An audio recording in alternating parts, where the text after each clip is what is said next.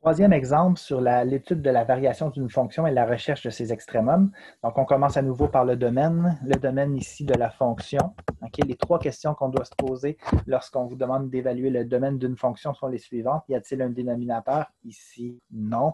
Y a-t-il une racine paire? Il y a une racine ici, mais c'est une racine cubique, donc pas de problème au niveau des restrictions sur les racines paires. Et est-ce qu'il y a un logarithme? Non. J'ai répondu non aux trois questions. Alors, le domaine, c'est l'ensemble des nombres réel ici. Alors, allons-y avec la dérivée. Alors, juste pour simplifier la dérivée, on va tout de suite réécrire ça sous la forme d'un exposant fractionnaire. Donc, je vous rappelle la règle suivante. Si vous avez a à la n une racine, dans une racine nn, ça équivaut à a à la n sur n. Donc, gardons ça en tête. Donc, ça signifie qu'ici, on a 4x plus 2 exposant 2 tiers. Alors, ma dérivée première, donc, ça va être la dérivée de 3, c'est-à-dire 0, moins la dérivée de 2 tiers de 4x plus 2 à la 2 tiers. Donc, je mets le 2 tiers en évidence ici, de 4x plus 2 à la 2 tiers moins 1. 2 tiers moins 1, c'est 2 tiers moins 3 tiers, c'est-à-dire moins 1 tiers. Alors, c'est égal à moins 2 tiers de 4x plus 2 à la moins 1 tiers. Les expos... j'oublie un détail important. En fait, j'ai oublié un détail important, très, très important ici. La dérivée intérieure, donc 4x plus 2 ici. Donc, ne pas oublier qu'il s'agit d'une fonction composée, soit une fonction linéaire dans un exposant 2 tiers. Donc, fois la dérivée de tout ça donne 4. Alors, la puissance ici négative, je vais l'envoyer en bas. En bas, je vais avoir mon 3. On va y joindre le 4x plus 2 à la 1 tiers. Et au numérateur, j'aurai moins 2 fois 4, c'est-à-dire moins 8. Je vais juste réécrire ça sous la forme d'une racine. C'est une racine cubique ici au dénominateur de 4x plus 2. Alors, tout ça nous mène à la troisième étape, soit la recherche des valeurs critiques, avec toujours deux catégories, les valeurs critiques telles que la dérivée est égale à 0 et les valeurs critiques telles que la dérivée n'existe pas. En ce qui concerne les valeurs critiques telles que la dérivée est égale à 0, je dois prendre ma fonction dans son entièreté, ici, et mettre ça égal à 0. Donc là, ici, on a quelque chose de particulier. On a une fraction qui est égale à 0. Petit rappel ici, si vous avez par exemple x sur 2 égale 5 et que vous voulez isoler le x, il suffit de multiplier par 2 des deux côtés. Donc, on trouve x égale 10. Donc, c'est comme ça qu'on se débarrasse d'un dénominateur, que ce soit quelque chose de numérique ou quelque chose d'algébrique. Alors, je vais prendre le dénominateur et je vais le multiplier de l'autre côté. Donc, je vais avoir moins 8 est égal à 0 fois 3 fois racine cubique de 4x plus 2. Et là, puisque en particulier, c'est une multiplication par 0, alors toute cette expression-là est englobée par le 0 et on se retrouve avec l'égalité particulière, moins 8 égale 0. Alors, c'est quoi la valeur critique? Est-ce que c'est 0? Est-ce que c'est moins 8? La réponse, c'est aucune des deux, parce que lorsque les variables disparaissent tous lors de la résolution d'une équation, c'est qu'on a soit deux cas de figure, soit une infinité de solutions ou aucune solution. Donc, puisqu'ici, on a moins 8 égale 0, qui est une égalité qui est fausse, c'est une contradiction, ça signifie que c'est impossible que la dérivée soit égale à 0. Vous prenez l'expression que vous aviez au départ, vous avez moins 8 divisé par n'importe quoi, ça ne va jamais être égal à 0, c'est impossible. Donc, pas de valeur critique dans cette catégorie-là. Alors, on va étudier les valeurs critiques telles que la dérivée est égale à 0. Donc, ça nécessite de rechercher les restrictions sur le domaine. Alors, allons-y.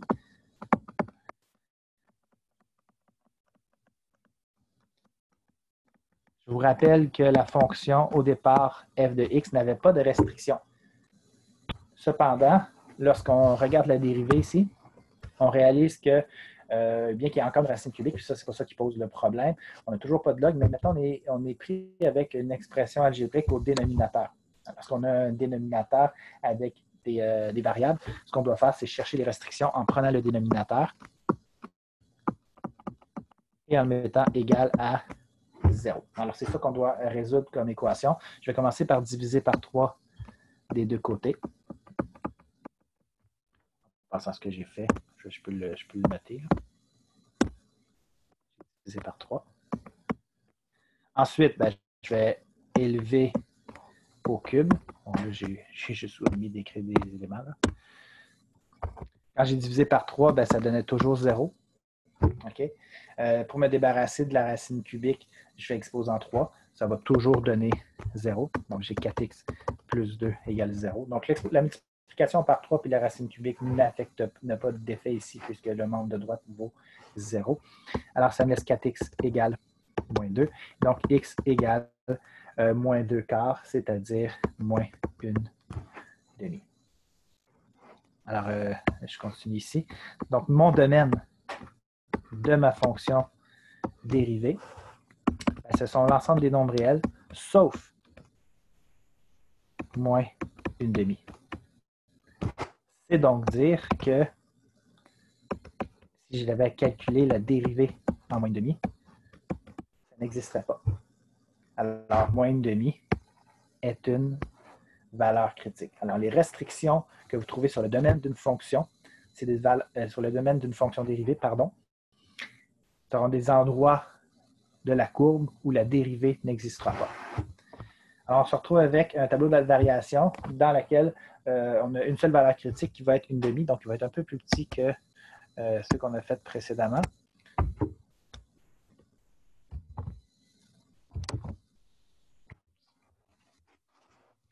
Donc, il va y avoir 6 colonnes par 4 lignes. Si j'y arrive, je donne le temps de le dessiner, donc 4 par 6.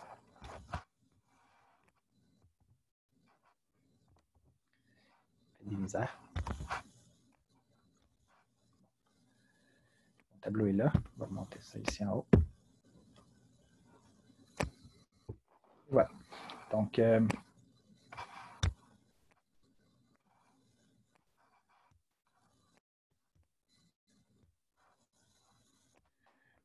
vais arrêter de jouer avec ça. Désolé. Alors, x va de moins l'infini jusqu'à plus l'infini et croise la valeur critique moins 1 demi. On va étudier la dérivée, son effet sur la fonction et on va identifier dans la ligne allure les extrémums s'il y en a. Alors, la valeur critique, maintenant, c'est une valeur critique telle que la dérivée n'existe pas. Fait que je ne vais pas écrire 0 ici. Ce n'est pas vrai de dire que f' de moins 1 demi vaut 0. Ce que je dois écrire ici, c'est le symbole n'existe pas. Puisque la dérivée n'existe pas, ici, ce que je vais étudier, c'est la variation, ou plutôt le signe de la dérivée avant et après la valeur moins 1 demi. Alors, la fonction dérivée, je peux la réécrire ici, c'était moins 8 sur 3 fois la racine cubique de 4x plus 2. Alors, prenons une valeur inférieure à moins 1 demi d'abord pour la première colonne ici. Donc, si je prends moins 1, donc moins 1 fois 4, moins 4, plus 2, moins 2. En passant, c'est une racine cubique, je n'ai pas bien retranscrit. Racine cubique de moins 2, on peut juste dire racine cubique d'un nombre négatif fois 3 donne un nombre négatif. Moins 8 divisé par un nombre négatif donne un nombre positif. Donc, vous voyez, on peut réfléchir juste en termes de produit ou de quotient de signes. Alors, ça, c'est pour cette colonne-là. L'autre colonne, il suffit de me prendre une valeur supérieure à moins 1 demi. Prenons la valeur simple 0. Donc, 4 fois 0, 0 plus 2, 2, donc positif. Racine cubique d'un positif donne un positif, fois 3 positif, négatif sur positif, négatif. Alors, c'est donc croissant d'abord et ensuite décroissant. On a donc affaire à un point ici de maximum relatif. Et il faudrait trouver le point de coordonnée en calculant f de f de moins 1 demi. Je reviens à la fonction initiale. Moins 1 demi fois 4 donne moins 2. Moins 2 plus 2, 2. Moins 2 plus 2, pardon, 0. 0 à la 2, 0. Racine cubique de 0, 0. 3 moins 0, 3. Alors, j'ai le point moins 1 demi, 3. Alors, je termine donc, en disant que la fonction est croissante pour tout x élément de moins l'infini jusqu'à moins 1 demi. Et la fonction est ensuite décroissante pour tout x éléments de moins une demi à l'infini. Et le point qu'on a trouvé, le point moins une demi, 3, est un point de maximum relatif. Si on y réfléchit bien, donc on a une fonction qui est toujours croissante pour ensuite être toujours décroissante. Donc, si on visualise la situation dans un plan cartésien, on pourrait en déduire qu'il s'agit d'un maximum qui est en fait absolu. Okay? Et ce n'est pas un maximum lisse. Okay? Ce n'est pas un maximum comme une parabole, parce que si c'était le cas, okay, on aurait une dérivée qui serait égale à 0. Qu'est-ce qui se passe lorsqu'on a une dérivée qui n'existe pas graphiquement? Et si on a une fonction qui est continue, okay, puis une fonction qui est croissante et ensuite décroissante, c'est qu'on a à coup sûr un point qui est anguleux, comme ceci. Donc, on a un petit point dessus ici au point moins une demi, 3. On va y revenir sur cette petite particularité-là. Voilà. Merci.